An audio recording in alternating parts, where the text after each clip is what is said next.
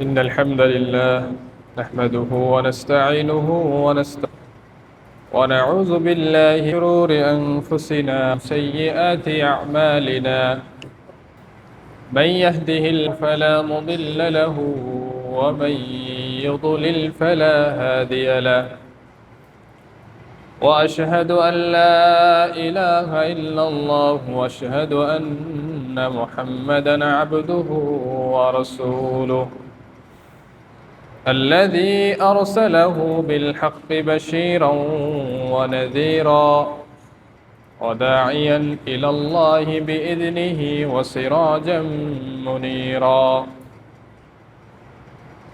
أما بعد فإن أصدق الحديث كتاب الله وخير الهدي هدي محمد صلى الله عليه وسلم وشر الأمور محدثاتها وكل محدثة بدعة وكل بدعة ضلالة وكل ضلالة في النار فقد قال الله تعالى في كلامه المجيد أعوذ بالله من الشيطان الرجيم وأنفقوا مما رزقناكم من قبل أن يأتي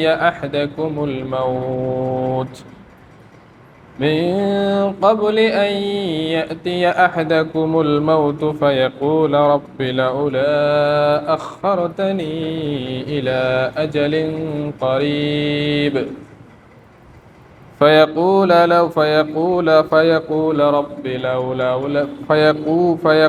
رب لولا أخرتني إلى أجل قريب فأصدق وأكن من الصالحين ولن يؤخر الله نفسا إذا جاء أجلها والله خبير بما تعملون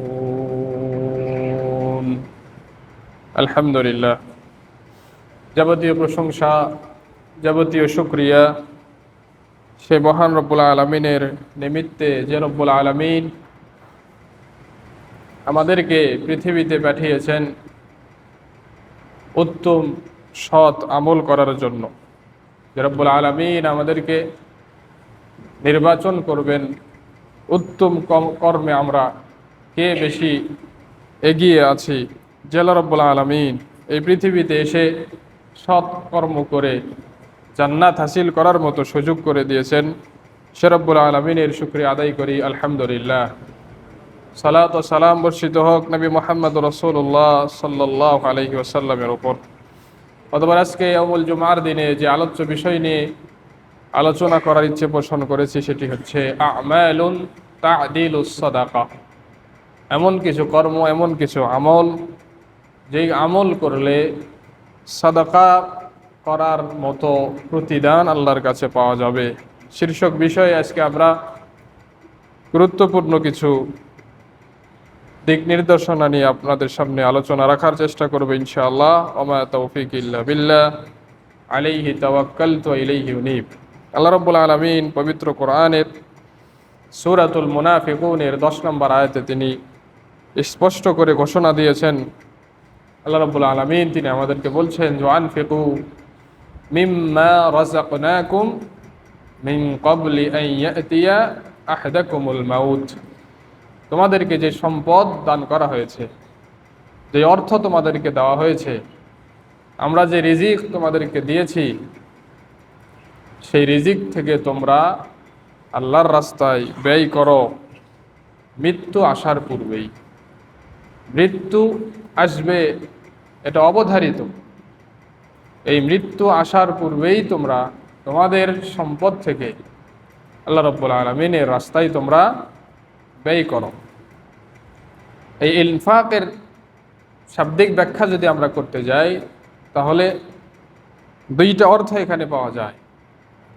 infarct দ্বারা মুফাসসিরিন কেরামগণ উদ্দেশ্য নিয়েছেন ফরজ যে যাকাত আমাদের উপর আবশ্যক সেটা, আবার কেউ কেউ উদ্দেশ্য নিয়েছেন যেটা হচ্ছে আন্নাফাকাতুত তাতাব্বু সাধারণ একটা দান বা সাধারণ একটা ব্যয়।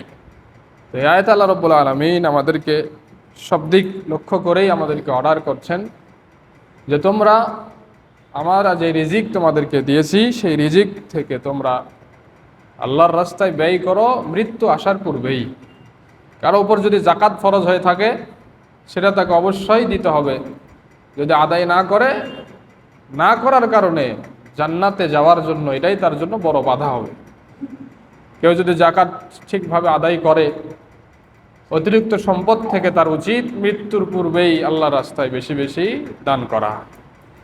যাদের উপর জাকাত ফরজ হয়নি, অল্প সম্পদের মালিক, তাদেরও উচিত মৃত্যু আসার পূর্বেই আল্লাহর রাস্তায়, আল্লাহর খাজানায়, আল্লাহর ব্যাংক ব্যালেন্সে কিছু জমা করে রাখা।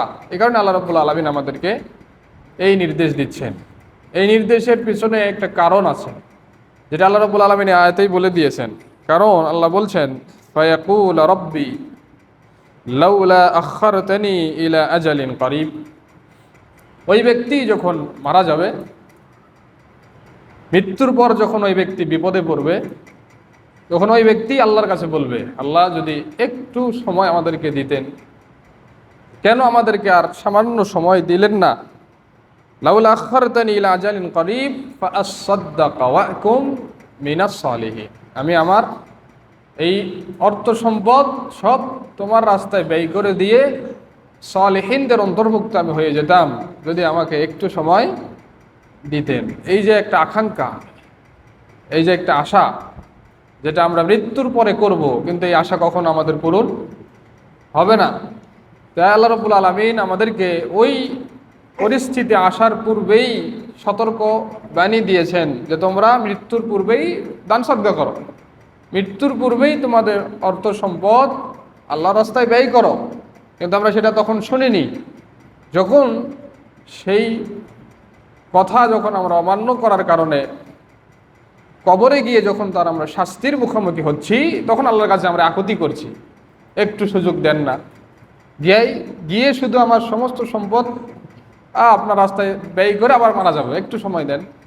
আল্লাহ রাব্বুল আলামিন নাকচ করে দিয়েছেন। আল্লাহ রাব্বুল আলামিন কখনোই একজন ব্যক্তিকে মৃত্যু দান করার পর আবার জীবিত করবে, এই দুনিয়াতে পাঠাবে, এটা অসম্ভব। এটা আল্লাহ রাব্বুল আলামিন নাকচ করে দিয়েছেন, বিধায় এটা কখনো ঘটবে না। তাই আমাদের উচিত হবে যে মৃত্যুর পূর্বেই যার যার জায়গা থেকে আমাদের সম্পদগুলো আল্লাহর রাস্তায় ব্যয় করা, দান করা। কারণ আমরা দানের ফজিলত সম্পর্কে জানি, সাদাকার ফজিলত সম্পর্কে জানি। এটার একটা বড় ফজিলত হচ্ছে যে আল্লাহ রাসূল সাল্লাল্লাহু আলাইহি ওয়াসাল্লাম হাদিসেই বলছেন, যে কোনো জায়গায় আগুন ধরলে মানুষ যেমন পানি ঢেলে দিয়ে আগুনকে নিভিয়ে দেয়, এই যে পানি ঢেলে দিলেন আর আগুন নিভিয়ে গেল মুহূর্তের মধ্যে, পানি ঢেলে দিলেন আগুনটা কি নিভিয়ে গেল। এটারই দৃষ্টান্ত দিয়ে আল্লাহ রাসূল সাল্লাল্লাহু আলাইহি ওয়াসাল্লাম বলছেন, আল্লাহ যদি রাগান্বিত হয়ে যায়, কোনো বান্দা যদি আল্লাহর জন্য দান করে, সাদাকা করে, ঠিক ওভাবেই আল্লাহর রাগটা মিটিয়ে যায়। এটা হচ্ছে সাদাকার একটা পাওয়ার, এটা হচ্ছে দানের একটা পাওয়ার। তো দানের অনেক ফজিলত সম্পর্কে আমরা জানি। এখন কথা হচ্ছে, অনেক মানুষ বলতে পারে যে আল্লাহ তো আমাকে অর্থ দেয়নি, সম্পদ দেয়নি, টাকা দেয়নি, আমাকে তো দান করার ক্ষমতা দেয়নি, তাহলে আমি কি সেই দান করার ফজিলতকে আমি নিতে পারবো না? আমি কি সেই দানবীরের মতো, আমার জায়গা কি সেই দানবীরের মতো আমি করতে পারবো না? তার টাকা আছে, সে দান করছে, আমার টাকা নাই, আমি দান করতে পারছি না, তার মানে কি আল্লাহ আমাকে পিছিয়ে রাখবেন? প্রশ্ন হতেই পারে। এই জন্যই আল্লাহ রাব্বুল আলামিন এমন কিছু কর্মের ব্যবস্থা রেখেছেন, এমন কিছু আমলের ব্যবস্থা রেখেছেন, সেই আমলগুলি যদি আমরা করি তাহলে দানকারীর মতো আল্লাহর কাছে আমরাও প্রিয় হব। একজন ব্যক্তি দান করে যেই প্রতিদান আল্লাহর কাছে পাচ্ছে, আমি ওই আমল করে আল্লাহর কাছে সেই প্রতিদান কি পাবো। কারণ আল্লাহ আমাকে টাকা দেয়নি, অর্থ দেয়নি, দান করার মতো সামর্থ্য দেয়নি। কারণ হাদিসে বলা আছে যে তুমি নিজের ভরণ পোষণ, পরিবারের ভরণ পোষণের পর যদি অতিরিক্ত সম্পদ থাকে আল্লাহর রাস্তায় দান করো। নিজে তুমি অভাবের ভিতরে পড়বা, ওই অবস্থায় আল্লাহর কাছে দান করবা, এটা কি হাদিসে কি নিরুৎসাহিত করা হয়েছে? আগে নিজের সচ্ছলতা দরকার, তারপর আমরা কি করব? অবশ্যই দান করতে যাও। তাই আমাদের অনেকেই আছে অসচ্ছল, কিন্তু তার জন্য কি আসলে সাদাকার নেকিটে সে কি পাবে না? সেই কি দানকারী ব্যক্তির মতো প্রতিদান আল্লাহর কাছে আশা করতে পারে না? অবশ্যই। এই জন্য আল্লাহ রাব্বুল আলামিন কিছু কর্ম আমাদেরকে দিয়েছেন। সেই কর্ম যদি আমরা করি তাহলে দান করে ওই ব্যক্তি যে প্রতিদান আল্লাহ রাব্বুল আলামিনের কাছে পাবে, আমরা ওই কর্ম করে আল্লাহর কাছে সেই প্রতিদান পাব। এই জন্য আজকে আমরা বলবো যে সদকার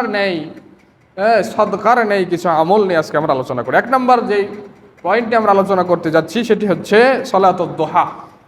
সালাতুদ দুহা, যেটাকে আমরা চাশতের সালাত বলে থাকি, এই সালাত যদি কেউ আদায় করে থাকে, একজন ব্যক্তি আজকের দিনে 10,000 টাকা আল্লাহর রাস্তায় দান করেছে, আর আমি দান করতে পারিনি, অবশ্যই ওই ব্যক্তি আমার চাইতে আমলে এগিয়ে আছে অবশ্যই। আর এখন আমার কাজ কি? আমার তো 10,000 টাকা নাই, আমার তো 5,000 টাকা নাই, আমার তো দান করার মতো সামর্থ্য নাই। তাহলে একজন ব্যক্তি আমারই দিনী ভাই আল্লাহ রাস্তায় দান করে আমলে আমার চাইতে সে বেশি হয়ে গেল, আমি কি তার মতো হতে চাই না? আমার এখন কাজ হচ্ছে স্বাস্থ্যের সালাত আদায় করা, সালাতুদ দুহা আদায় করা। যদি আমি এটা করতে পারি, ওই ব্যক্তি দান করে যেই প্রতিদান পাবে, আমি সালাতুদ দুহা আদায় করে আল্লাহর কাছ থেকে ওই একই প্রতিদান পাবো। আল্লাহ রাসূল সাল্লাল্লাহু আলাইহি ওয়াসাল্লাম এই মর্মে হাদিসে বলছেন, সুনানে আবি দাউদের হাদিস 5242 নম্বর হাদিস, অফিল ইনসানি 360 মাফসিলা। প্রত্যেকটা মানুষের শরীরে 360টি কি আছে? মাফসাল আছে, জয়েন্ট আছে। 360টি কি আছে? প্রত্যেক মানুষের শরীরে 360টি জয়েন্ট আছে। আল্লাহ রাব্বুল আলামিন তার শরীরে এভাবে দিয়েছেন। ফাআলাইহি আইয়াতাসাদ্দাকা আন কুল্লি মাফসিলিন মিনহু বিসাদাকা। ওই ব্যক্তির জন্য এটা আবশ্যক, জরুরি যে প্রত্যেকটা মাফসাল, প্রত্যেকটা জয়েন্টের জন্য আল্লাহ রাস্তায় ব্যয় করা, আল্লাহ রাস্তায় সাদাকা করা, এটা তার জন্য কি? তার জন্য একটা জরুরি কাজ। আল্লাহ রাসূল সাল্লাল্লাহু আলাইহি ওয়াসাল্লাম এই কথা বলার পর বলছে, ফাইন লাম তাজিদ, যদি কোনো ব্যক্তি তার 360টি মাফসালের বিনিময়ে আল্লাহ রাস্তায় সাদাকা করতে না পারে, এই কাজে যদি সে অক্ষম হয়, এই ব্যয়ভার যদি সে বহন করতে না পারে, ফাইন লাম তাজিদ, যদি সেই কাজটি না পারে, ফারাকাতুদ দুহা ইউজিকা, সে 2 রাকাত সালাতুদ দুহা আদায় করবে। 2 রাকাত সালাতুদ দুহা আদায় করার বদৌলতে ওই 360টি মাফসালের বিনিময় সে আদায় করতে পারবে। তাহলে আমরা যদি প্রত্যেক দিন 2 রাকাত সালাতুদ দুহা আদায় করি, তাহলে 360টি মাফসালের যে সাদাকা আমাদের উপর ছিল, সেই সাদাকার হকটা আদায় হবে 2 রাকাত সালাতের মাধ্যমে। তাহলে আমরা অনেকে টাকা দিতে চাই না, আমাদের অন্তরটা কঠিন, অনেকের অন্তরটা আল্লাহ রাব্বুল আলামিন সংকুচিত করে দিয়েছে, আমরা ব্যয় করতে চাই না, আমাদের কষ্ট হয়। তাহলে আমরা এই আমলগুলো করতে পারি। আমল করতে তো আমাদের কোনো সমস্যা নাই, কারণ আপনার যখন গচ্ছিত টাকা শেষ হয়ে যায় আপনার কাছে আফসোস লাগে। আমল করতে তার আফসোস নাই, আমল করতে তার মনে আর কষ্ট হওয়ার কথা না। তাই অবশ্যই আমরা এই আমলগুলোর প্রতি আমরা গুরুত্ব দিব। সহিহ মুসলিমের 720 নম্বর হাদিসে আল্লাহ রাসূল সাল্লাল্লাহু আলাইহি ওয়াসাল্লাম একই কথা বলছেন যে, ইউসবিহু আলা কুল্লি সুলামা মিন আহাদিকুম সাদাকা, ফাকুল্লু তাসবিহাতিন সাদাকা, ওয়া কুল্লু তাহমিদাতিন সাদাকা, ওয়া কুল্লু তাহলিলাতিন সাদাকা, ওয়া কুল্লু তাকবীরাতিন সাদাকা, ওয়া আমরুন বিল মা'রুফি সাদাকা, ওয়া নাহয়ুন আনিল মুনকারি সাদাকা। প্রত্যেক ভালো কাজ সাদাকা। এই হাদিসের যে ভাষ্য, যে তাকবীর, তাহলিল, তাহমিদ, তাসবিহ, ভালো কাজের আদেশ, অসৎ কাজের নিষেধ, এই সব কিছুই সাদাকা। কোনো ব্যক্তি যদি এই কোনো কাজের যে কোনো একটা সে করতে পারলো না, সে কোনো কাজই করতে পারলো না, সে আজকে দিনে আলহামদুলিল্লাহ বলে নাই, সুবহানাল্লাহ বলেনি, আল্লাহু আকবারও বলেনি, লা ইলাহা ইল্লাল্লাহ বলেনি, ভালো কাজের আদেশও দেয়নি, অসৎ কাজ থেকে নিষেধও করেনি, এটা তার করা উচিত ছিল, এটা তার করা দরকার ছিল, কিন্তু সে করতে পারেনি। আল্লাহ রাসূল সাল্লাল্লাহু আলাইহি ওয়াসাল্লাম হাদিসের শেষ অংশে বলছেন, মা শাইউন আন, আল্লাহ রাসূল হাদিস শেষে বলছেন, ওয়া ইযু মিন যালিকা রাকাতানে ইয়ারকাউহুমা মিনাদ দুহা। এই সমস্ত কাজের জন্য যথেষ্ট হবে তার ওই আমল, যদি ওই ব্যক্তি সালাতুদ দুহার 2 রাকাত সালাত আদায় করে। আপনি যদি সালাতুদ দুহার 2 রাকাত সালাত আদায় করেন, তাহলে ওই দিন যদি এই সমস্ত আমলগুলো নাও করে থাকি আমরা, তাহলে সালাতুদ দুহার 2 রাকাত সালাতের মাধ্যমে ওই কাজের কি হয়ে যাবে? ওই কাজের আল্লাহ রাব্বুল আলামিন ঘাটতিগুলো পূরণ করে দেবেন আমাদের। তাই সাদাকার মতো যদি আমরা নেকি পেতে চাই, প্রথম আমাদের কাজ হবে সালাতুদ দুহা আদায় করার চেষ্টা করা। সালাতুদ দুহা এটা 2 রাকাত পড়া যায়, 4 রাকাত পড়া যায়, 8 রাকাত পড়া যায়, এটা আপনার অবশ্যই সাধ্য অনুযায়ী আপনি পড়ার চেষ্টা করবেন। 8টা থেকে 9টা এই সময়ের ভিতরেই সালাতুদ দুহা আদায় করার আমরা চেষ্টা করব, যারা আমরা আদায় করতে চাই। 2 নম্বর যেই কাজটি করলে দান সদকার ন্যায় প্রতিদান আল্লাহর কাছে পাওয়া যায়, সেটি হচ্ছে জিকির করা, আল্লাহ রাব্বুল আলামিনের স্মরণ করা। আল্লাহ রাব্বুল আলামিন এই জিকিরের কথা আমাদের পবিত্র কোরআনে বলেছেন, ফাযকুরুনি আযকুরুকুম, তোমরা আমাকে স্মরণ করো, আমি তোমাদেরকে স্মরণ করব। তাই এই জিকিরের কথা বারংবার অনেক আয়াতে আল্লাহ রাব্বুল আলামিন আমাদেরকে জিকির করতে বলেছেন। তাই আমরা যদি জিকির করি, এই যে তাহমিদ, এই যে তাসবিহ, এই যে তাহলিল, তাকবীর যদি আমরা পড়ি, তাহলে এর মাধ্যমে কোনো ব্যক্তি যদি ওই দিন দান করে থাকে, ওই দানকারী ব্যক্তির চাইতেও বেশি প্রতিদান আমরা আল্লাহর কাছে পেয়ে যাবো। হাদিসটি সুনানে তিরমিজিতে এসেছে, আল্লাহ রাসূল সাল্লাল্লাহু আলাইহি ওয়াসাল্লাম বলছেন, আলা উনাব্বিউকুম বিখাইরি আমালিকুম, আমি কি তোমাদেরকে এমন একটি কাজ, এমন একটি আমলের কথা শিক্ষা দিব না, যেই আমল করলে সেই আমলটা আল্লাহ রাব্বুল আলামিনের কাছে সর্বোৎকৃষ্ট আমল হবে। ওয়া আজকাহা ইনদা মালিকিকুম, এবং তোমাদের মালিকের নিকট সেই আমলটি হবে অতি পবিত্র। ওয়া আরফাইহা ফি দারাজাতিকুম, এবং সেই আমলটি হবে তোমাদের প্রতিপালকের কাছে তোমাদের মর্যাদা বৃদ্ধির কারণ। ওয়া খায়রুল লাকুম মিন ইনফাকিজ যাহাবি ওয়াল ওয়ারিক, এবং যেই আমলটি স্বর্ণ এবং রূপ্য ব্যয় করার চাইতে তোমাদের জন্য শ্রেষ্ঠ হবে, এমন আমল কি আমি তোমাদেরকে বলে দিব না? সাহাবীরা তখন বললেন যে হ্যাঁ, অবশ্যই, আপনি বলে দেন যে সেই আমলটি কি, যে আমলটি এই সব কাজের চাইতে উত্তম। তখন আল্লাহ রাসূল সাল্লাল্লাহু আলাইহি ওয়াসাল্লাম বললেন, যিকরুল্লাহি তাআলা, আল্লাহর স্মরণ করা, আল্লাহর স্মরণ করা, আল্লাহকে স্মরণ করা, এই কাজটি আল্লাহর রাস্তায় স্বর্ণ এবং রূপ্য ব্যয় করার চাইতেও বেশি দামি। তাহলে আমরা তো এমনও মানুষ আছি যে মাসের পর মাস, বছরের পর বছর আমাদের অতিবাহিত হয়ে যাচ্ছে, 1 টাকাও আল্লাহর রাস্তায় দান করি না। এরকম মানুষ আছে? এটা অমুসলিম না মুসলিমই? আমাদেরই ঘরনার দিনী ভাইয়েরা এমনও ব্যক্তি আছে, মাসের পর মাস, বছরের পর বছর অতিবাহিত হচ্ছে, 1 টাকা আল্লাহর রাস্তায় দান করে না, 1টা টাকা আল্লাহর রাস্তায় দান করে না। তো সেই ব্যক্তি কি আল্লাহর কাছে ঠেকে যাবে না? অবশ্যই ঠেকে যাবে। এটা ঠেকার একটা কারণ। তাই আমাদের উচিত হবে যে বেশি বেশি আল্লাহকে স্মরণ করা। আল্লাহকে স্মরণ করতে তো সমস্যা নাই, বেশি বেশি আল্লাহকে স্মরণ করা, এবং সেই স্মরণটা যাতে নিঃস্বার্থভাবে হয়। স্বার্থের জন্য আল্লাহকে স্মরণ করবেন, এই স্মরণে লাভ হবে না। স্বার্থের জন্য আল্লাহকে স্মরণ কেমন? যেমন আপনি শহরে ঢুকলেই দেখতে পারবেন যে অনেক দুস্থ গরিব সেই প্রত্যেকটা শহরের গেটে গেটে দাঁড়িয়ে কি করছে? আপনার কাছে কোনো কিছু চাচ্ছে। সে কি বলে চায়? আল্লাহর হস্তে দেন, আল্লাহ আল্লাহ, আল্লাহ আল্লাহ, আল্লাহ আল্লাহ। ও ঘন্টায় মিনিটে যত আল্লাহ বলে, আপনি মাসেও তত আল্লাহ বলেন। একজন সায়েল, একজন যে ভিক্ষুক, সে ওই যে ওখানে বাঁশের ব্রিজে, ফতে আলী বাঁশের ব্রিজে দাঁড়িয়ে থেকে 1 মিনিটে যতবার আল্লাহ শব্দ বলে, আমি 1 মাসেও আল্লাহ শব্দ অতবার বলি না। তো ও যে প্রত্যেকটা মিনিটে এতবার আল্লাহ শব্দ বলছে, সারাদিন থাকে ওখানে, কতবার আল্লাহ বলে, তারপরে আল্লাহ তার অভাব দূর করে না। কারণ কি?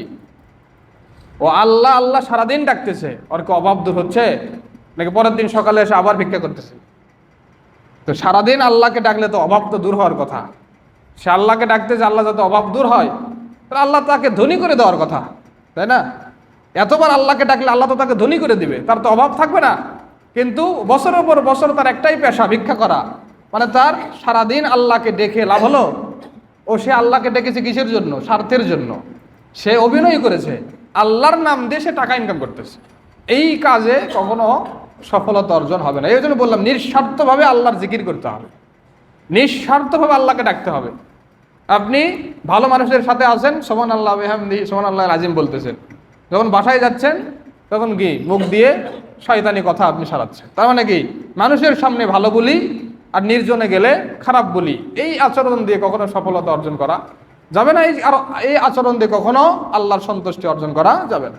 নিবৃতে, একাকিতে যখন থাকবেন তখন যেভাবে আমল করবেন, বাইরে থাকলেও সেভাবে আমল করবেন, সেই আমলটি অবশ্যই কার্যকর, সেই আমলটি অবশ্যই কাজে দেবে। তাই আমাদের নিঃস্বার্থভাবে আল্লাহকে যদি আমরা ডাকতে পারি, সুবহানাল্লাহ, আলহামদুলিল্লাহ, এটা যদি নিঃস্বার্থ হবে, শুধু আল্লাহকে খুশি করার জন্যই যদি আমরা বলে থাকি, আল্লাহ বলে দিয়েছেন এর প্রতিদান কত। এর প্রতিদান কত আল্লাহকে হাদিসে বলে দিয়েছেন। আসমান জমিন ভর্তি এই আসমান এবং জমিনে যতগুলো ফাঁকা জায়গা আছে সব ফাঁকা জায়গা নেকিতে পরিণত হয়ে যাবে যদি আপনি এই জিকিরটা আল্লাহর জন্য করতে পারেন। আমরা কিন্তু করি না। একজন ভিক্ষুক সারাদিন আল্লাহ আল্লাহ বলেও তার ভিক্ষাবৃত্তি শেষ হয় না। তাই স্বার্থ ছাড়াই যে ব্যক্তি আল্লাহকে ডাকবে সেই ব্যক্তির ডাকেই আল্লাহ অবশ্যই সাড়া দিবে। তাই আমাদের উচিত হবে নিঃস্বার্থভাবে আল্লাহর জিকির করা, তবেই আমরা প্রকৃত সাফল্য অর্জন করতে পারব। 3 নম্বর, মানুষকে কষ্ট দেওয়া থেকে বিরত থাকা। এটা একটা বিরাট কাজ, এটা একটা মহৎ পেশা, এটা একটা মহৎ কাজ। যার অন্তর প্রসারিত, যার অন্তর কলঙ্ক মুক্ত, যার অন্তর হিংসা বিদ্বেষ মুক্ত, সেই অন্তরই মানুষকে কষ্ট দেওয়া থেকে বিরত থাকতে পারে। আর যেই অন্তরের ভিতর বেধি রয়েছে, যেই অন্তরের ভিতর নিফাক রয়েছে, যেই অন্তরের ভিতর হিংসা বিদ্বেষ স্বার্থপরতা রয়েছে, সেই অন্তর কখনোই মানুষকে কষ্ট দেওয়া থেকে বিরত থাকতে পারে না। নিঃস্বার্থ অন্তরের অধিকারী ছিলেন আমাদের নবী মুহাম্মদ সাল্লাল্লাহু আলাইহি ওয়াসাল্লাম।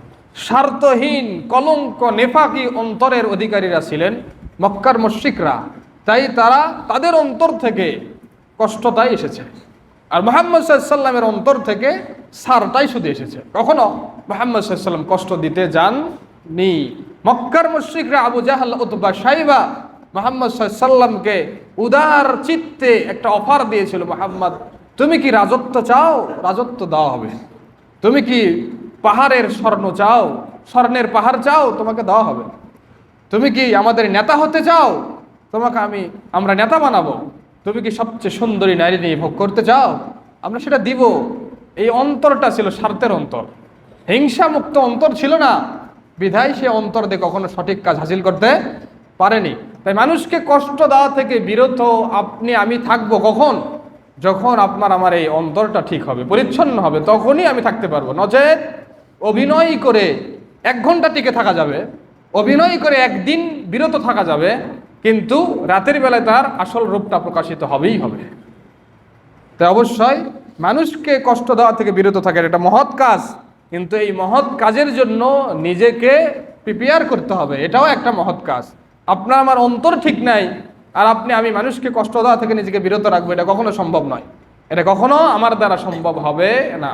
আজকে করেনি কালকে করবে, কালকে করেনি আগামী পরশু করবে, করবে। তার অন্তরের বেধি তাকে ওই দিকে ধাবিত করবেই, তাকে কষ্ট দেয়। এই কথা তাকে বলবেই তার অন্তর। তাই অবশ্যই আমাদের সর্বাগ্যে চেষ্টা করতে হবে আমাদের অন্তর যাতে পরিচ্ছন্ন থাকে। মানুষকে কষ্ট দেওয়া থেকে যে অন্তর বিরত থাকবে, সেই অন্তর এই আমলটা দান সদকা করার চাইতেও আল্লাহ রাব্বুল আলামিনের কাছে উৎকৃষ্ট আমল। এবং দান সদকা করে যে ব্যক্তি প্রতিদান পায়, আল্লাহর কাছে ওই প্রতিদান পাবে ওই ব্যক্তি যে ব্যক্তি মানুষকে কষ্ট দেওয়া থেকে বিরত রাখবে। সহিহ বুখারীর হাদিস 2518 নম্বর হাদিস, আবু যার রাদিয়াল্লাহু আনহু থেকে বর্ণিত, তিনি নবী করিম সাল্লাল্লাহু আলাইহি ওয়াসাল্লামকে জিজ্ঞেস করলেন, আইয়ুল আমালি আফদাল, সবচাইতে উৎকৃষ্ট আমল কোনটি?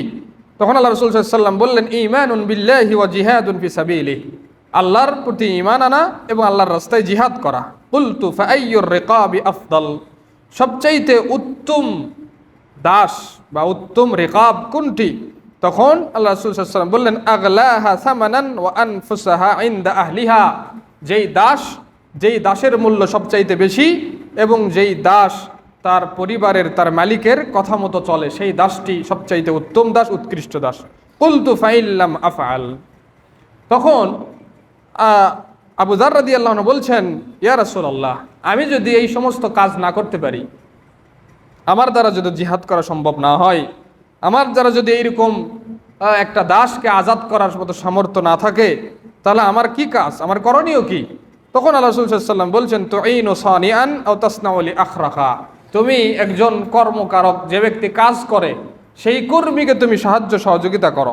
ফাইল্লাম আফআল, ইয়া রাসূলুল্লাহ, আমি যদি একজন কর্মীকেও সহযোগিতা করতে না পারি, যেমন একজন মানুষ তার বাহনে, বর্তমানে দেখেন ট্রাকে, বাসে, মাইক্রোতে তার আসবাবপত্র উঠাচ্ছে, আপনি গিয়ে সহযোগিতা করেন, ভাই ব্যাগটা আমি উঠিয়ে দিই, এটা আমি উঠিয়ে দিই, সেটা আমি উঠিয়ে দিই, এই কাজটি আল্লাহর কাছে শ্রেষ্ঠ, এই কাজটি আল্লাহর কাছে উত্তম।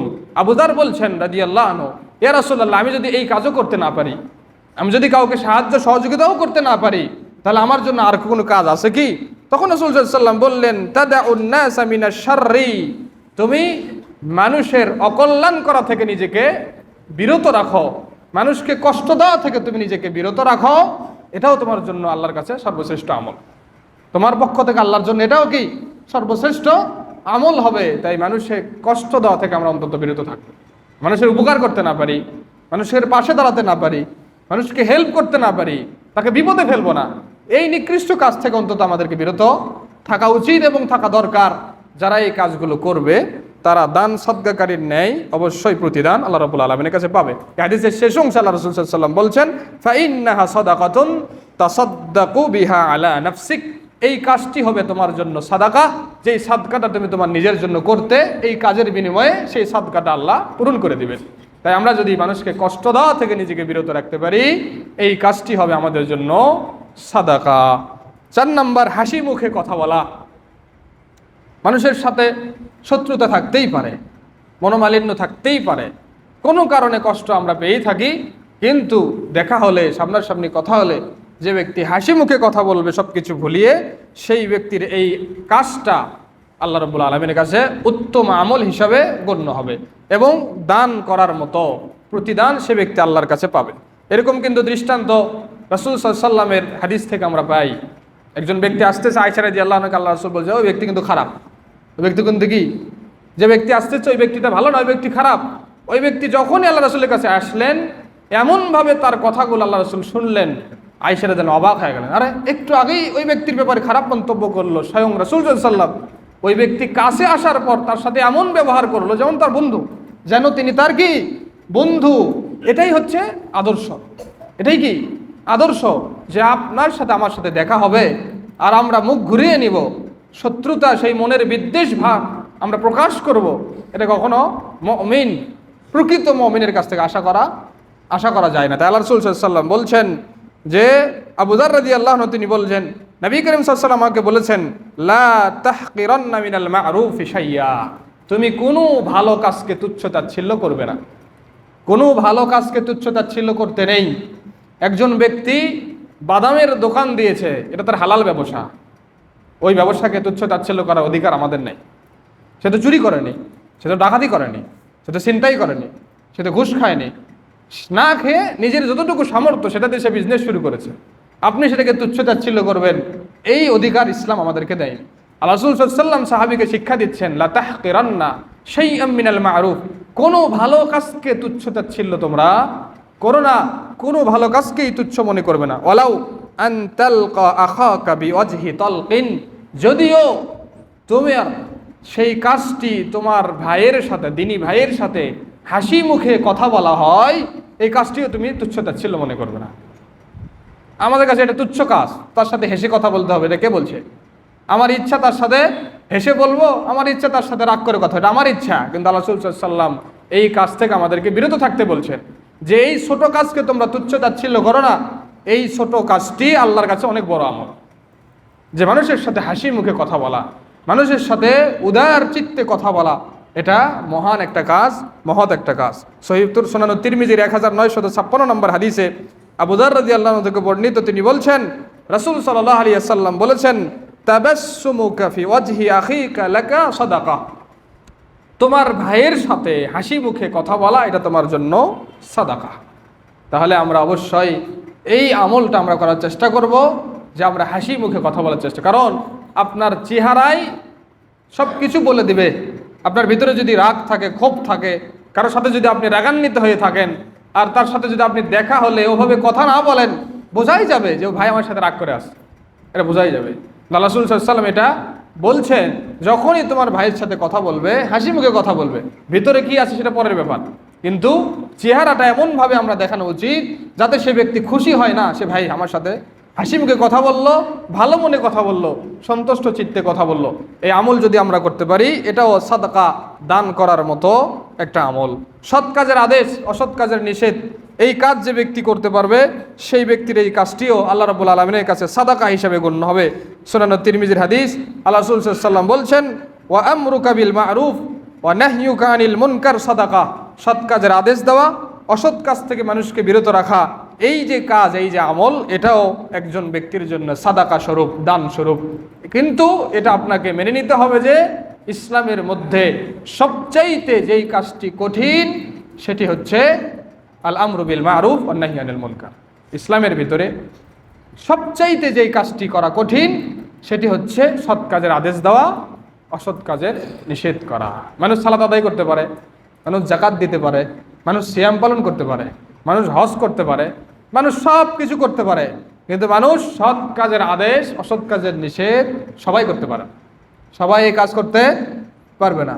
অসৎ কাজ হচ্ছে, একজন বলবে যে মিশাই নিষেধ করে ঝামেলা করার দরকার আছে, চলো যাই।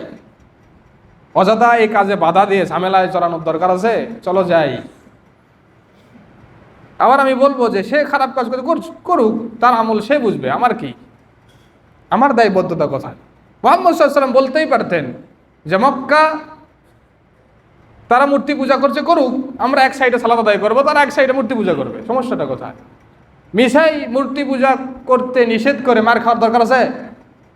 এত টর্চারিং হওয়ার দরকার আছে? এই কাজটি সবাই করতে পারে না। আল আমরু বিল মারুফ ওয়ান নাহি আনিল মুনকার, এটা সবাইকে দিয়ে হবে না। এটার জন্য পাওয়ারফুল ইমানের দরকার, সর্বোচ্চ ইমানের দরকার। সর্বোচ্চ ইমান যারা হাসিল করতে পেরেছে তারাই সৎ কাজের আদেশ দিতে পারবে, তারাই অসৎ কাজ থেকে মানুষকে নিষেধ করতে পারবে। কিন্তু হ্যাঁ, আপনার উপর যে দায়িত্ব, ওই যে হাদিস আছে যে দেখলে বাধা দেন, হাত দিয়ে দেবেন না মুখ দিয়ে দিবেন না অন্তর দিয়ে দিবেন। অন্তর দিয়ে দেওয়াটা কি হাদিসে বলে দেয় নাই? এটাই ইমানের দুর্বল।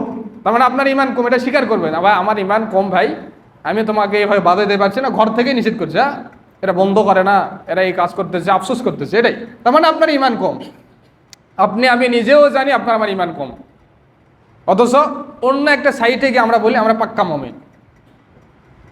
পরিস্থিতি আসলে আমরা বলি আমাদের ইমান দুর্বল, তাই আমরা অন্তর দিয়ে বাধা দিচ্ছি, মুখ দিয়ে বলার ক্ষমতা আমাদের নাই, হাত দিয়ে তো বাধার ক্ষমতা নাই। যেখানে মুখ নাই সেখানে হাত কই থেকে আসবে?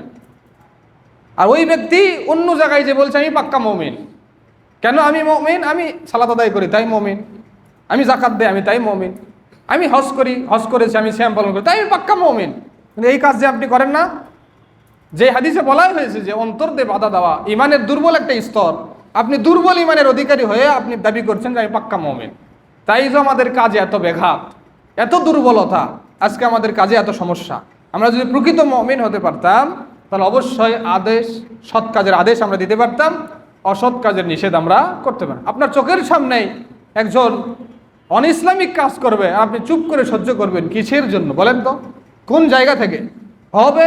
সে আপনার আত্মীয়, বাধা দিলে আত্মীয়তার সম্পর্ক নষ্ট হবে তাই ভাবতেছেন। হচ্ছে আপনার বাবাকে নিষেধ করলে বেয়াদবি হবে তাই বলতেছেন। হতে পারে আপনার অফিসের বস থেকে নিষেধ করা যায়, আমার চাকরি থাকবে না, এটা ভাবতেছেন। এটাই তো ভাবি আমরা কেন দিতে পারি না? এই প্রশ্নগুলো আমাদের ভিতরে আসে। আমার বাবাকে কি বলতে পারি আমি যে বাবা তুমি সিগারেট খেও না, বাবা তুমি এই কাজ করো না? ইব্রাহিম আলাইহিস সালাম তার বাবাকে কি বলেছেন? বাবা তুমি মূর্তি বিক্রি করো, আমি তোমার বেটা হয়ে থাকলাম, আমি তোমার ছেলে হয়ে থাকলাম, তাই বলেছিল? ইব্রাহিম আলাইহিস সালাম কি তার বাবাকে কি সাপোর্ট দিয়েছিল? ইব্রাহিম আলাইহিস সালাম তার বাবাকে কি সহযোগিতা করেছিল? বাবা তুমি বাজারে মূর্তি বিক্রি করো, আমি কিছু মূর্তি তৈরি করে দেই, বাজারে বিক্রি করো, তাই বলেছিল? কি বলেছিল বাবাকে? আপনি বাবাকে বলতে পারবেন না। এই আদর্শ কোথায় পেলেন? আপনি আপনার বাবাকে খারাপ কাজ থেকে বাধা দিতে পারবেন না, ভালো কাজের আদেশ করতে পারবেন না। এই ভদ্রতা কে শিখাইছে? কোন ইসলাম শিখাইছে? এটা যে ভদ্রতা, বাবা খারাপ কাজ করতেছে সেটা বাধা দেওয়া যাবে না, বাধা দিলে ভদ্রতার লঙ্ঘন হবে, এই শিক্ষাটা কে দিল আপনাকে? অবশ্যই সেকুলার দিয়েছে, অবশ্যই পশ্চিমা সংস্কৃতি দিয়েছে, অবশ্যই আপনি যেই কালচারে বড় হয়েছেন সেই কালচার দিয়েছে, এটাই তো স্বাভাবিক। তাই অবশ্যই এই আল আমরু বিল মারুফ ওয়ান নাহি আনিল মুনকার, এটা একটা মহৎ কাজ। এই কাজ সবাই করতে পারবে না, মনে রাখবেন। যদি আপনার দ্বারা এই কাজ হয়, মনে রাখেন ইমানের লেভেল কিছু আছে। যদি আপনি কোনোদিন এই কাজটা করতে না পারেন, সারাদিন কথা বলতে পেরেও আপনি বোবার মতো সারাদিন দিন পার করছেন, মনে করেন ইমানের সেই জায়গায় আপনি উঠতে পারেননি যেই জায়গায় উঠলে একজন মুমিনকে প্রকৃত মুমিন বলা যায়। নিজেকে আপনি জাস্টিফাই করে দেখেন অবস্থান আমাদের কোথায়। তাই আল আমরু বিল মারুফ ওয়ান নাহি আনিল মুনকার, এটা আমাদের জন্য মহৎ একটা কাজ। এই কাজ যে ব্যক্তি করবে সে ব্যক্তি অবশ্যই সাদাকা করার ন্যায় প্রতিদান পাবে। 6 নাম্বার, তাহাজ্জুদ আদায় করব এই নিয়তে কোনো ব্যক্তি যদি ঘুমায় তাহলে ওই ব্যক্তির 4 ঘন্টা 5 ঘন্টা 6 ঘন্টা যে ঘুম হবে, এই ঘুমটা তার জন্য সাদাকা। এই ঘুমটা কি তার জন্য সাদাকা?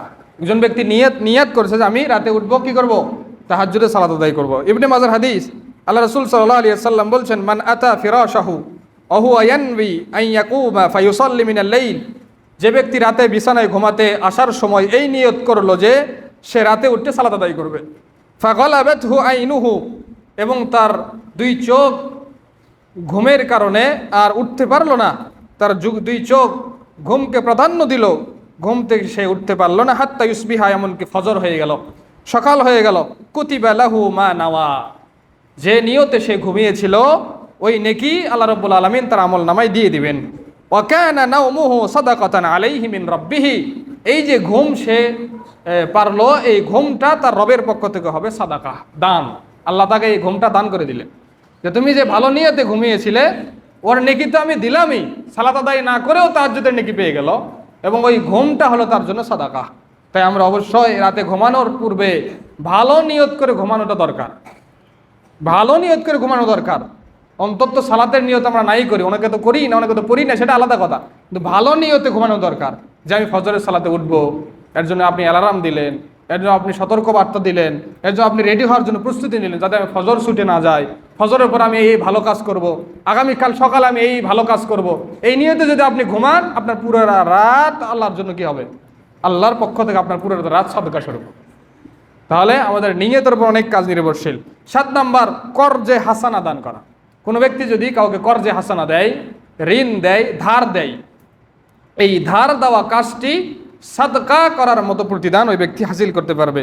সহিহ তারগীবের হাদিস 901 নম্বর হাদিস, আব্দুল্লাহ ইবনে মাসউদ রাদিয়াল্লাহু আনহু থেকে বর্ণিত, নবী করিম সাল্লাল্লাহু আলাইহি ওয়াসাল্লাম বলছেন, মা মিন মুসলিমিন ইউকরিদু মুসলিমান করদান মাররাতাইনি, কোন মুসলিম যখন কোন মুসলিমকে দুইবার ঋণ দিবে, দুইবার, কোন মুসলিম যখন কোন অপর মুসলিমকে দুইবার ধার দিবে, কর্জে হাসানা দিবে, দুইবার ধার দিলে, ইল্লা কানা কা সাদাকাতিহা মাররাতান, একবার আল্লাহর রাস্তায় দান করলে যে প্রতিদান পাওয়া যায়, ওই ব্যক্তি একজন মুসলিমকে দুইবার ধার দিলে ওই প্রতিদান পাবে, মানে দান করার মতো প্রতিদান পাবে। শর্ত হচ্ছে দুইবার ধার দিতে হবে, একবারের কথা এখানে নাই, দুইবারের কথা হাদিসে এসেছে। দুইবার ধার দিলে একবার দান করার মতো প্রতিদান আল্লাহ রাব্বুল আলামিনের কাছ থেকে আমরা অর্জন করতে পারবো। 8 নাম্বার, অসচ্ছল ঋণগ্রস্ত ব্যক্তিকে অবকাশ দাও। আপনি যাকে ঋণ দিয়েছেন, সে ঋণ পরিশোধ করার সময় এসেছে, কিন্তু আপনি সেই ঋণ পরিশোধ করতে, সেই ব্যক্তি সেই ঋণ পরিশোধ করার মতো অবস্থায় এখন নেই, আপনার পক্ষ থেকে যদি তার উপর ছাড় থাকে, ভাই 10 দিন পরে দাও, 20 দিন পরে দাও, 1 মাস পরে দাও, তোমার সামর্থ্য হলে দিও, এই কথা যদি কোনো ব্যক্তি বলে, এই কথা বলাটাই, এই ছাড় দেওয়াটাই ওই ব্যক্তির জন্য সাদাকা, ওই ব্যক্তির জন্য দান। আপনি 10 টাকা, 1000 টাকা, 5000 টাকা দান করে যেই প্রতিদান আল্লাহর কাছে পাবেন, এই কথা বলার কারণে আল্লাহর কাছে আপনি সেই প্রতিদান পাবেন। খালি শুধু তাকে বললেন, ভাই এখন দিতে পারছেন না, 10 দিন পরে দেন, এই কথা বলা আর আপনার সাদাকার মতো প্রতিদান আল্লাহ রাব্বুল আলামিন আপনার আমল নামায় লিখে দেওয়া কি সারা। তাই অবশ্যই আমাদের এই কাজগুলো, আমাদেরকে সচেতন হয়ে আমাদের এই কাজগুলো করতে হবে। 9 নাম্বার, মানুষের মধ্যে বিবাদ ও মীমাংসা করে দেওয়া, ঝগড়া মীমাংসা করে দেওয়া। যেই ব্যক্তি এই কাজটি করে, সেই ব্যক্তির কাজটি আল্লাহ রাব্বুল আলামিনের কাছে সাদকা করার চাইতে, সালাতের চাইতে, সিয়ামের চাইতেও বেশি উৎকৃষ্ট মানের এবং মর্যাদা মানের, যে ব্যক্তি মানুষের মাঝে ঝগড়াকে মীমাংসা করে দেয়। 10 নাম্বার, পর উপকার করা, অন্যের উপকার করা। অন্যের উপকার যে ব্যক্তি করবে, সেই ব্যক্তির সেই কাজটিও আল্লাহর কাছে সাদাকা হিসেবে গণ্য হবে। হাদিসে বলা হয়েছে, ওয়া ইফরাগুকা মিন দালবিকা ফি দালবি আখিকা লাকা সাদাকা। একটি কূপ থেকে বা একটা ট্যাপ থেকে আপনি 1 বালতি পানি ভরে নিয়ে আসছেন, পানি যখন ভরে নিয়ে আসতেছেন, তখন দেখছেন যে একজন বৃদ্ধ মানুষ পাশে দাঁড়িয়ে আছে, সে বালতি ভরাতে পারছে না, আপনার সেই 1 বালতি পানি তার বালতিতে আপনি ঢেলে দিলেন। এই যে ঢেলে দিলেন, এই ঢেলে দেওয়াটাই সাদাকা, এই ঢেলে দেওয়াটাই দান। একজন ব্যক্তি তার অর্থ সম্পদ দান করে যে প্রতিদান আল্লাহর কাছে পাবে, আপনি 1 বালতি পানি ওই ব্যক্তিকে ঢেলে দেওয়ার কারণে আপনি সেই প্রতিদান আল্লাহর কাছে পাবেন। তাহলে অন্যের উপকার করা, অন্যের উপকারে লেগে থাকা, এই কাজটিও আল্লাহর কাছে অনেক মহৎ কাজ। এটা হচ্ছে দান করার মতো একটা কাজ। 11 নম্বর, পায়ে হেঁটে মসজিদে যাওয়া। যে কোনো সালাতে আপনি পায়ে হেঁটে যখন মসজিদে আসবেন, সেই পায়ে হেঁটে মসজিদে আসাটাও, এই যে আসলেন পায়ে হেঁটে, এই পায়ে হেঁটে আসাটাও আল্লাহ রাব্বুল আলামিনের কাছে সাদকা হিসেবে গণ্য হবে। সহিহ বুখারীর হাদিস, ওয়াকুল্লু খুতওয়াতিন ইয়াখতুহা ইলাস সালাতি সাদাকা। মানুষ সালাত আদায় করার জন্য তার বাসা থেকে হোক, তার জায়গা থেকে হোক, মসজিদে আসা পর্যন্ত যত পা ফেলবে, যত কদম ফেলবে, যত খুতওয়া ফেলবে, প্রত্যেকটা খুতওয়া, প্রত্যেকটা কদম, প্রত্যেকটা স্টেপ আল্লাহ রাব্বুল আলামিনের কাছে সাদাকা হিসেবে গণ্য হবে।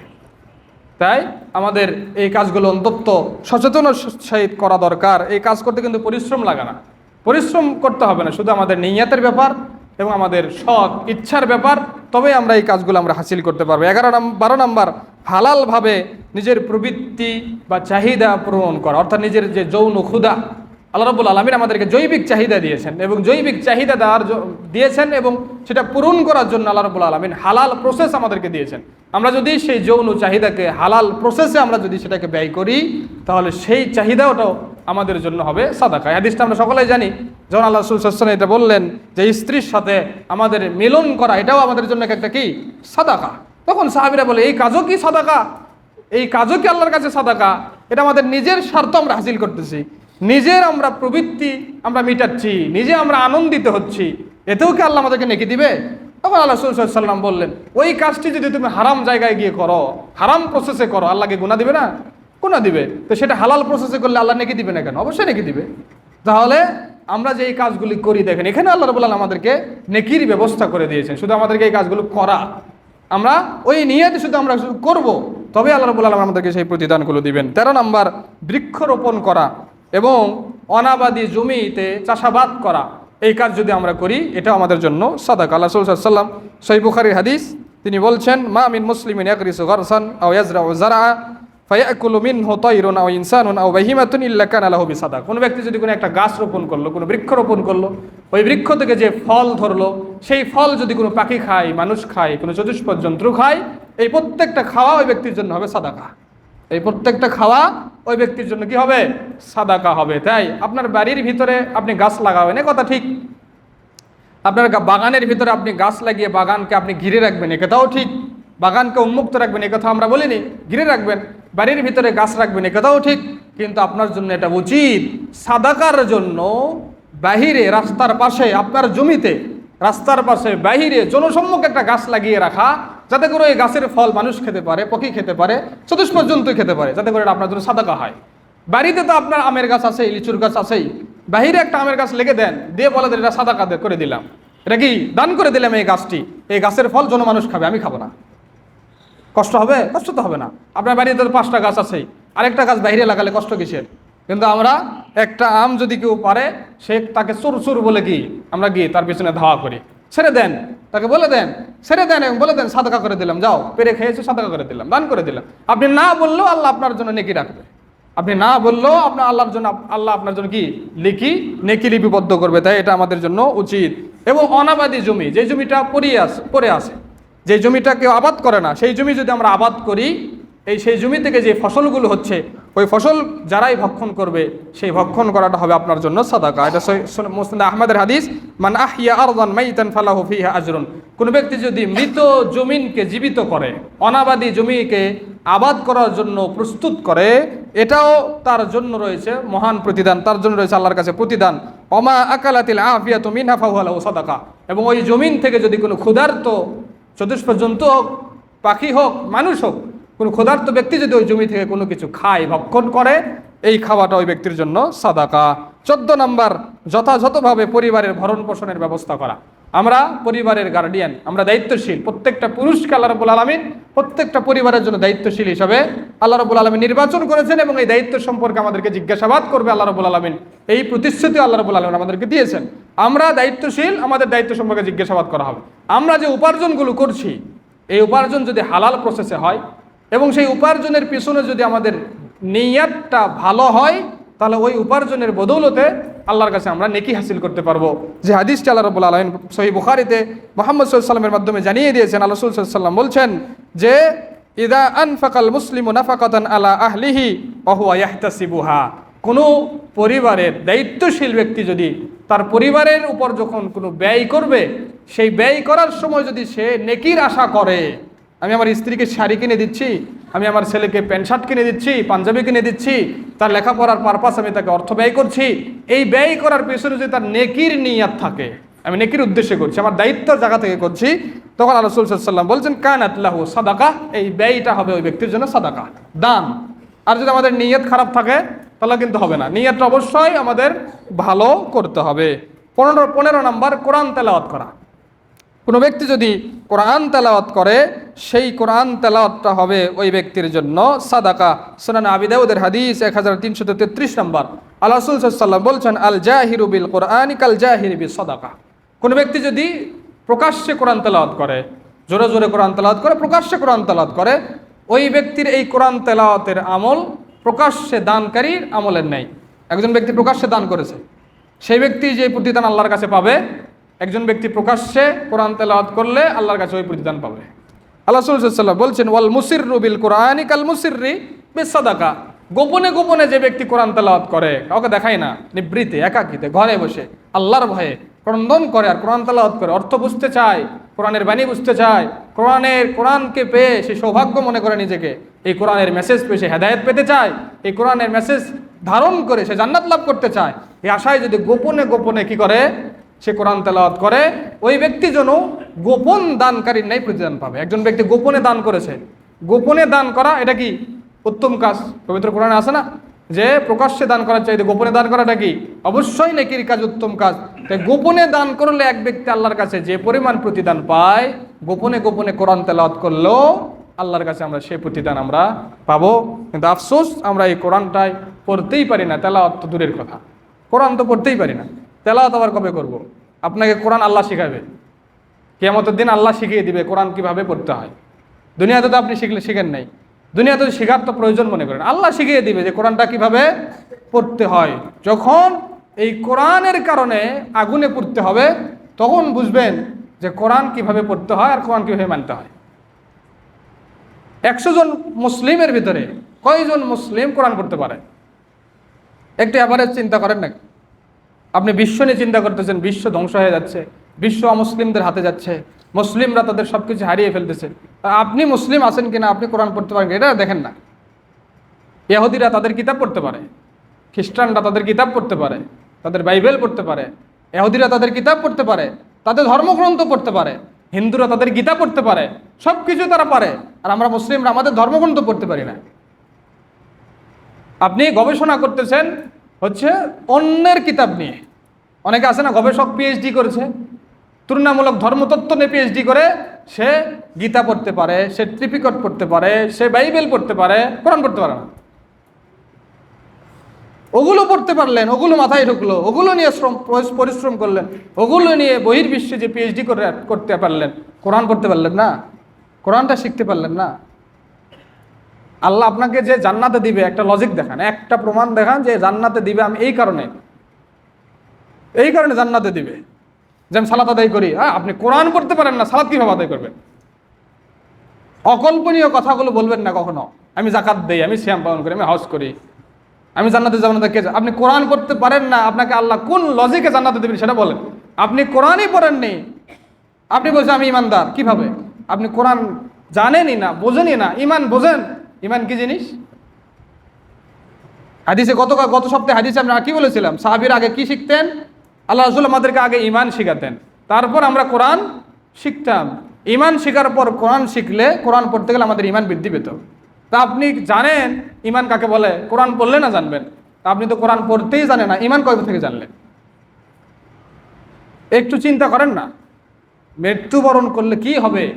যেই মুহাম্মদ সাল্লাল্লাহু আলাইহি ওয়াসাল্লামের ব্যাপারে আমরা বলি যে আমাদের নবী সব শ্রেষ্ঠ নবী, আমাদের নবী এমন নবী, আদম আলাইহিস সালাম ফেল করবেন, ইব্রাহিম আলাইহিস সালাম ফেল করবেন, নূহ আলাইহিস সালাম ফেল করবেন, ঈসা আলাইহিস সালাম ফেল করবেন, মূসা আলাইহিস সালাম ফেল করবেন, সমস্ত বড় বড় রাসূল তারা ফেল করবেন কিয়ামতের দিন। বাবা আমি সুপারিশ করতে পারবো না, আমি কিছু করতে পারবো না। মুহাম্মদ সাল্লাল্লাহু আলাইহি ওয়াসাল্লাম সেজদায় লুটিয়ে আমাদের জন্য তিনি সুপারিশের জন্য আল্লাহর কাছে তিনি প্রস্তুত গ্রহণ করবেন, প্রস্তুতি নেবেন।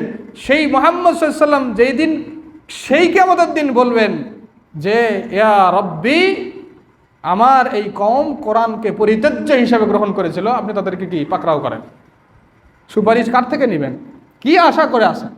কোন আশা করে আসেন? এই আয়াত যে কোরআনে আছে এটা কি জানেন যে আমাদের নবী আমাদের বিরুদ্ধে কি করবে? আল্লাহর কাছে সুপারিশ করবে আমাদের বিরুদ্ধে, একটাই কারণে যে আমরা কোরআনকে পরিত্যাজ্য হিসাবে গ্রহণ করেছিলাম, এর কারণে আল্লাহ রাসূল আমাদের বিরুদ্ধে সুপারিশ করবে। আর আপনি আশা করে আসেন, আল্লাহ রাসূল তো আছেই, আল্লাহ রাসূল তো কি আছেই। দুনিয়াতে ইয়া নবী সালামু আলাইকা বললেই আল্লাহ রাসূলের সুপারিশ পাওয়া যাচ্ছে, দুনিয়াতে আল্লাহ রাসূলের নামে সাল্লাল্লাহু আলাইহি সাল্লাম বললেই সুপারিশ পাওয়া যাচ্ছে। আল্লাহ রসুল তো আছেই, আল্লাহ রসুল তো আছেই, তিনি তো থাকবেই, তিনি তো সুপারিশ করবেই। আপনার পক্ষে করবে না বিপক্ষে করবে সেটা আপনি একটু নেন, সেটা একটু জানেন যে আল্লাহ রসুল আমার পক্ষে সুপারিশ করবে না বিপক্ষে করবে। আর এই কোরআন যে নিজেই সুপারিশ করবে এটা কি আপনার জানা আছে? আল কোরআন হুজ্জাতুন লাকা ওয়া আলাইক, কোরআন আপনার পক্ষে অথবা বিপক্ষে সাক্ষী দিবে। এই কোরআন কার কথা? কোরআন কার কথা? এই কোরআন কথা না সৃষ্টি? কোরআন কথা। কোরআন কি মাখলুক? কোরআন কি সৃষ্টি? কোরআন সৃষ্টি না, কোরআন আল্লাহর কথা। এই কোরআন আল্লাহর কথা যখন সাক্ষ্য দিবে তখন আপনার কথা আল্লাহ শুনবে? আল্লাহর আপনার কথা শোনার মতো কোনো ওয়ে সেখানে আছে? কোরআন বলছে যে আমাকে কোনোদিন পড়েই নি, ধরেই নি, আমাকে স্পর্শই করেনি। শিখতে পারতো না, এই কথা কে বলেছে? ও শিখতে পারবে না এই কথা কে বলেছে? আপনাকে এই কথা কে বললো যে আপনি কোরআন শিখতে পারবেন না? এই কথা কে বলেছে বলেন? 40 বছর বয়সে সাহাবীরা, বেদুইন সাহাবীরা ইসলাম গ্রহণ করে কোরআন পড়তে পারলো, আমরা পারবো না? বেদুইন সাহাবীরা যাদের কাছে এই আরবিগুলো তাদের কাছে কি ছিল? অপরিচিত ছিল, তারা আরবি শিখতে পেরেছে, কোরআন পড়তে পেরেছে, আমরা পারবো না? একটু ভাবার বিষয়, একটু চিন্তার বিষয়। আসেন প্রকৃত মুসলিম হওয়ার চেষ্টা করেন, নিজেকে একটু প্রশ্ন করেন না। দিন রাত তো অতিবাহিত করছি, কার পিছনে করছি, কার জন্য করছি, কিসের উদ্দেশ্য করছি, আমার এই পারপাসটা কি? দুনিয়াই কি শেষ, নাকি আমাদের আকীদাই এখনো নষ্ট? তাদের মতো আকীদা ধারণ করে আছি যে দুনিয়ার জীবনটাই শেষ জীবন, মৃত্যুর পর আর কিছু নাই। এই আকীদাকে লালন করি আমরা। আমরা কি আখিরাতের জীবনকে বিশ্বাস করি না? বারজাখী জীবনকে বিশ্বাস করি না? কিয়ামতের জীবন বিশ্বাস করি না? হিসাবের জীবন বিশ্বাস করি না? জান্নাত জাহান্নামকে বিশ্বাস করি না? যদি আমরা বিশ্বাস করে থাকি তাহলে আমাদের পথ চলা তো সেটা প্রমাণ করে না যে আমরা ওই পিছনে পথ চলছি, তার পিছনে পথ চলছি, এটা তো প্রমাণ করে না। এটা বড় আফসোসের বিষয় যে আমরা কোরআন পড়তে জানি না। একজন মুসলিম কোরআন পড়বে না, এটাই সবচেয়ে দুঃখজনক বিষয়। এই দুঃখ থেকে কিভাবে ফিরে আসা যায় এই চেষ্টা করেন, অন্যের চেষ্টা পরে করেন, অন্যের চিন্তা পরে করেন। নিজেকে আপনি আল্লাহর সঠিক বান্দা হিসাবে চিহ্নিত করতে পেরেছেন কিনা এই চেষ্টা একটু করেন। সবাইকে আমরা উদাত্ত আহ্বান জানাচ্ছি, বিশেষ করে যারা বৃদ্ধ হয়েছেন, বয়স্ক হয়েছেন, এটা আল্লাহ রাব্বুল আলামিন আপনাকে জানান দিচ্ছে যে আপনার সময় বেশি নাই, সময় বেশি নাই। আমাদের দাড়ির চুল এখনো পাকা, আমাদের মাথার চুল এখনো পাকা, আমাদের শরীরের চামড়া এখনো স্লিপ, দেখেন কত সুন্দর। আমরাও জানি যে আপনাদের মতো একদিন আমাদের চুল পেকে যাবে, এ কথা সত্য। আপনাদের তো পেকে গেছেই, আমাদের একটু হলেও আশা আছে, যদিও আশা করা ঠিক না, যদিও আশা করা ঠিক না, সামান্য হলেও আশা আছে যে চুল তো এখনো পাকেনি, ভবিষ্যতে পাকবে। আপনার এ কথা বলার আর সুযোগ নাই যে আমার চুল পাকবে, সুযোগ নাই, কারণ আপনার কি ওই অবস্থা শেষ, অবস্থা আপনি পার করে চলে গিয়েছেন। এখন আপনার একটাই লক্ষ্য, আমাকে মাটির নিচে যেতে হবে, যেতে হবে। এই যাওয়াটা কেমন হবে আপনার, কেমন হবে? আপনি আমেরিকায় সফরে যাচ্ছেন, আমেরিকায় আপনার বিমানের টিকিট কেটেছেন, 10 দিন আগে প্রস্তুতি নিয়েছেন কিভাবে যাবেন, কি নিয়ে যাবেন, ওই জায়গায় যে যাচ্ছেন একটা ভালো জায়গায়, কোন কোন পোশাক পরতে হবে, কি নিয়ে যেতে হবে, প্রস্তুতিতে সব নিয়ে যাচ্ছেন। একটু পর যে আপনি মাটির ভিতরে ঢুকবেন, সেখানে যাবেন যে কি নিয়ে যাবেন, একটু প্রশ্ন করেন না? নিজেকে করা দরকার, একটু চিন্তা করা দরকার। শয়তান মানুষকে ভুলিয়ে দিয়েছে যে মানুষ মরবে, শয়তান মানুষকে ভুলিয়ে দিয়েছে যে মানুষ মরবে। এ কথা মানুষ চিন্তাই করে না, মানুষ মরবে। এটা শয়তানের একটা চক্রান্ত, মানুষকে ভুলিয়ে দিয়েছে। মানুষ দিনের ভিতরে একবারও ভাবে না আমাকে মরতে হবে, আল্লাহর সামনে দাঁড়াতে হবে, আমাকে মরতে হবে, আমাকে আল্লাহর সামনে দাঁড়াতে হবে। এই প্রশ্ন যদি মানুষ করত তাহলে মানুষ দুনিয়ার পিছনে নয়, আল্লাহর সেই চিরস্থায়ী জায়গা জান্নাতের পিছনে ছুটত।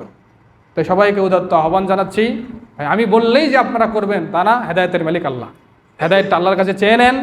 হেদায়েত যদি আমি পেয়ে থাকি, আল্লাহর কাছে এটাও চেয়ে নেন, আল্লাহ তুমি হেদায়েতের উপর অটল রাখো, আল্লাহ তুমি দিনের উপর অটল রাখো, আল্লাহ তুমি হেদায়েতের উপর অটল রাখো। বিনা ইমানে মাটির নিচে আমাদের যাওয়া উচিত নয়, বিনা কোরআনে মাটির নিচে যাওয়া উচিত নয়। কোরআন আমাদেরকে বলবে সে আমাকে পড়েনি, এই কথা কোরআনকে বলার সুযোগ করে দেওয়া আমাদের জন্য উচিত নয়। তাই কোরআন নিজের জীবনে বাস্তবায়ন করেই মাটির নিচে যাওয়া উচিত। ইমানের প্রকৃত বাস্তবায়ন দুনিয়াতের জীবনে করেই মাটির নিচে যাওয়া উচিত। সেই মাটির জীবনে, সেই বারজাখী জীবনে কেউ থাকবে না ভাই, কেউ না। একমাত্র আমল, সেই আমল সালে থাকবে, খারাপ আমল তো প্রশ্নই ওঠে না।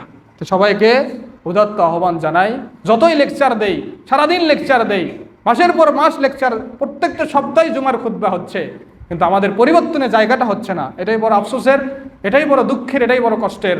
তা আসেন নিজেকে পরিবর্তন করি, পরিবর্তন করার চেষ্টা করি, নিজের অবস্থানকে পরিবর্তন করি, নিজের ঈমানকে পরিবর্তন করি। এটা আমাদের সময় এসেছে। মৃত্যুকে কথা স্মরণ করি, মৃত্যুর কথা আমরা ভাবি, আল্লাহর সামনে যে দাঁড়াতে হবে এই কথাগুলো আমরা ভাবি, আল্লাহর সামনে যে প্রশ্নের উত্তর আমাকে দিতে হবে এই কথাগুলো আমরা ভাবি, নিজেকে কতটুকু আমরা প্রস্তুত করতে পেরেছি এই কথাগুলো আমরা চিন্তা করি। আল্লাহ আমাদের সবাইকেই আখিরাতমুখী চিন্তা করার তৌফিক দান করুন। আল্লাহ রাব্বুল আলামিন আমাদের সবাইকেই আখিরাতের জন্য এই দুনিয়াতে কাজ করার তৌফিক দান করুন। দুনিয়াতে চলতে যেই কাজগুলো করতে হয় সেই কাজগুলো করার পর যেন আমাদের সব সময়টা আখিরাতের জন্য অতিবাহিত হয়। আল্লাহ রাব্বুল আলামিন আমাদের সেই তৌফিক দান করুক। ওয়া মা আলাইনা ইল্লা